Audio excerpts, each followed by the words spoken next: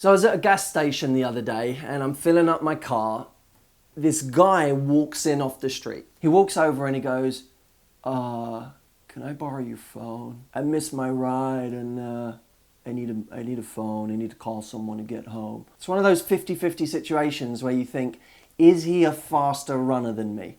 Because if he's faster than me, I'm going to lose my phone forever right now. Then I thought, no, you know what? I'm really fast. So I give him my phone. Here's literally the conversation that happens in front of me. Hey, babe, it's me. I just wanted to say I feel really bad about our conversation earlier. I didn't mean those things I said, and I love you. And, you know, are we cool? Oh, and do you remember Toby from years back? He was just driving, and I see him driving down the street. Yeah, no, Toby.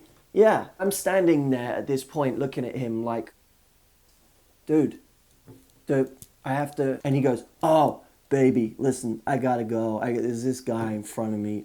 This guy whose phone he's on. This guy's in front of me. I gotta go. Okay, all right, I love you. I love you. Okay, I love you. I love you. Okay, bye. He gives me back my phone and starts walking off into the distance. Didn't even ask for a ride.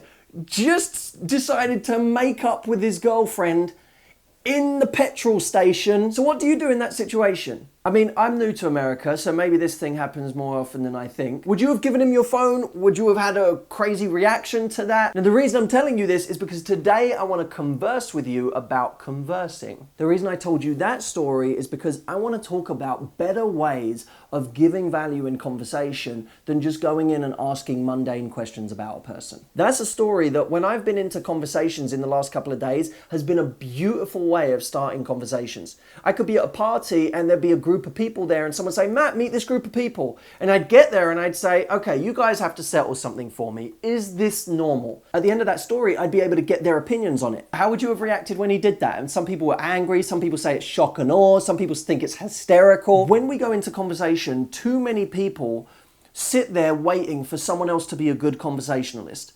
And the truth is the world is made up of really shitty conversationalists. I always like to make things practical. I like to break things up into simple steps. So think of it this way. When you walk into any situation where you want to start a conversation, rather than going into that view of, well, I need to ask them questions all the time. I need to talk about what I do, what they do. They need to know my name. I need to know their name. Forget all of that. Instead, think about three things. One, get out of your head. You don't want to be in here thinking about too much. What you want to do is express opinions and talk about stuff that's happening around you, which leads me on to the second part. Pay attention. Pay attention to what's happening around you. What clothes are people wearing? Is there a pattern in what people are doing? Does it feel quiet in the environment you're in? Is it intimidating? Is there something weird happening? And the third part is actually have an opinion about something that's going on around you. Opinions are a great way to evoke responses from someone else. And it also gets them out of their head. You could go into a juice bar and instead of doing the obvious small talk, say to the person, am I right in saying that everything here that is good for you tastes terrible? And of course, they're going to have a reaction to that. They're probably going to be like, no, this stuff tastes really good. And you could be like, I know it doesn't. You don't have to lie. And of course, when you call someone a liar playfully, you get more of a reaction. That's a much better way to start than going in and being like, hey, so what do you do? I work at a juice bar. So that's it from me today. Conversation. Get out of your head, pay attention, and have opinions. Opinions give other people the license to talk and allow them to get out of their own head as well. Because as I said, most of the world are terrible conversationalists. You have to give them a license to be great.